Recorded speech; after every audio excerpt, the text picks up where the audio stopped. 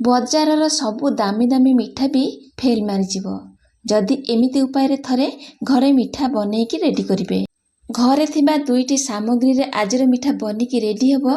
आ जो माने मिठार म अक्षर भी जानि नाथि से माने भी ए मिठाटा को अति सहज रे बनै परिबे। आजिर ए सुपर टेस्टी मिठा बिना ड्राई फ्रूट्स और बिना कोकोनट रे बनेकी रेडी करिबा। एठी मिठा को भांगिकी देखौछि देखंतु केते सॉफ्ट बनेछि आ पार्टी रे रखिला मात्रे मिलै गला भलिया ए स्वादिष्ट मिठा बनेबा। आगो को राखी पूर्णिमा आसुची घरे निश्चय ए मिठा को ट्राई करंतु समस्ती को बहुत पसंद आसीबो। ए स्वादिया मिठा बनेबा पई म आधा किलो क्षीर को प्रथमरु फुटै नेइथिली आ ठंडा कर नेछि। एबे नॉर्मल टेम्परेचर रे अछि।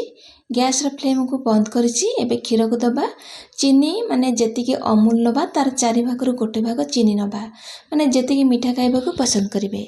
एबे गोटे गिना अमूल दबा माने 100 ग्राम अमूल अछि 500 ग्राम अछि क्षीर आ अमूल रो 4 भाग रु 1 भाग चीनी अछि से सब को दबा। एबे गैस रो फ्लेम को लो करिकरी कंटीन्यूअसली गोलेबा जेमिति हमर क्षीर सहित अमूल बढिया से मिसि जिवो। एबे मो गैस रो फ्लेम पूरा हाई कर नेछि। एबे अमूल क्षीर बढ़िया से मेल्ट हो जाइछि आ फुटिकरी एठी क्रीमी टेक्सचर हेछि के देखंतु। एबे कलर चेंज हबो आ ए गाढ़ाटा बहलिया हबा पर्यंत आमे गोलेबा बा घांटी नबा।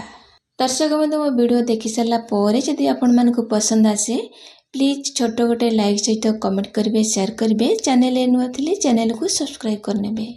जदि फेसबुक पेज रे देखुचंती प्लीज फेसबुक पेज को मध्य फॉलो करनेबे। एठी हमर क्षीर गाढ़ा हे गलानी टेक्सचर पूरा बढिया हे गलानी आ आस्ते आस्ते कंटीन्यूअसली एमती कोळेबा। जदि आपन पाखरे नॉन स्टिक तावा बा नॉन स्टिक कड़ाई अछि ताल त आराम से माने कड़ाई रे किछि लागिबोनी आ बढिया से आपनकर ए मिठाटा बनिकी रेडी हबो। एठी भलो फ्लेवर पई 2-4टा गुजराती गुंड करिकी ऐड करछि ताको दबा गोटे नि 2 मिनिट भल से कंटीन्यूअसली कोळेबा जे पर्यंत हमर ए टेक्सचरटा पूरा गाढ़ा बा डो फॉर्म को न आछि। एबे एठी गोटे चम्मच देसी गुआ घी को दबा आ गोटे मिनिट कंटीन्यूअसली कोळेबा जेमिति आर टेक्सचरटा पूरा बहलिया हबा बा अठालिया है कि हाथ रे बॉल भलिया थरले धरि हबा बा मिठा बनै हबो। एबे को गैस रो फ्लेम को लो करी घांटी नबा। एबे गोटे जोतरे हमें मिठा को सेट करबा सेतरे हमें टिके घी लगै दबा प्लेट रे। एबे कड़ाई रो बनै रखितबा डो को एथरे ढाଳି नबा। जदि आपण माने प्रथम थर मिठा बनेबा को ट्राई करछंती ताले अल्प नेइकरी माने अल्प अल्प परिमाण रे सब नेइकरी अल्प किछि मिठा बनांतो देखिबे आपण भी परफेक्ट मिठा बनै परिबे।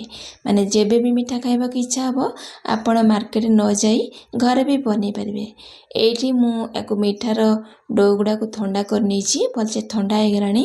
एबे हाथ रे टिके घी लगै नबा आपण को जो पसंद र शेप बहुत पसंद आसे से शेप रे बनै नबा। एठी मु मिठा गुडा को एमती गोल कर साला पारे पेड़ा शेप रे बनौछि देखिबा को बहुत सुंदर लागिबो खाइबा को बहुत बढ़िया लागुतला। एबे मझी माने आमे ए अंगूठी दिरे टिके प्रेस कर नबा तापरे मझी रे टिके कम माने डेकोरेट कर नबा गोटे ड्राई फ्रूट्स बा काजू देछि आपण चाहिले पिस्ता के आलमंड दे के डेकोरेट कर परिबे।